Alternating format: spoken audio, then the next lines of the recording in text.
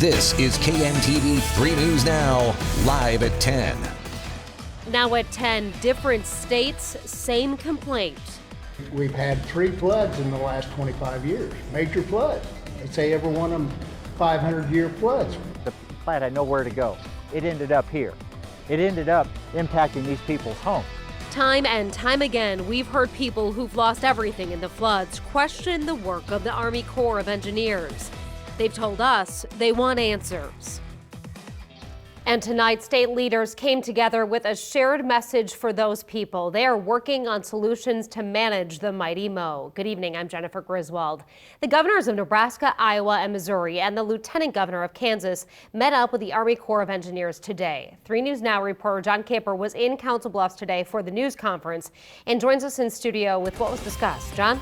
Yeah, Jenny, last month, Iowa Governor Kim Reynolds told me and the other news media that the flooding is a regional, not just a state problem, and that multiple states need to attack it so the issue doesn't keep happening.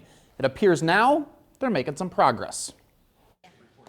After meeting with the Army Corps of Engineers, the 3 governors and lieutenant governors say all 4 states are on the same page with the goal of cleaning up the damage and preventing future flooding. What we really want to do, though, is make sure we're working together as a team to accomplish those things so that we're all on the same page. Nebraska Governor Pete Ricketts says they made a 3-phase plan. The first step is a short-term fix.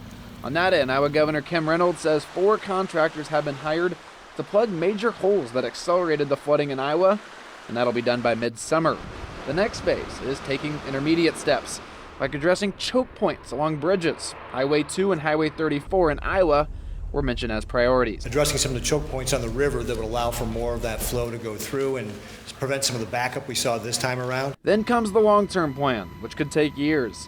This would focus on managing the river in a different way and adding capacity to the river, like building higher levees. We really do protect property and lives as the #1 priority of the management of the Missouri River. That should always be the top priority of all others. The Corps told the governors they have the money to address the major breaches, but they need plenty more funding for the repair and recovery process. It's critical that Congress act and get the appropriation so that we can start the recovery process. All along the system, our farmers, our businesses, our communities are extremely vulnerable because this is a system that has been compromised up and down. Now, Governor Ricketts also mentioned that there's a commission in place to manage the Mississippi River, and they're now talking about doing something similar for the Missouri.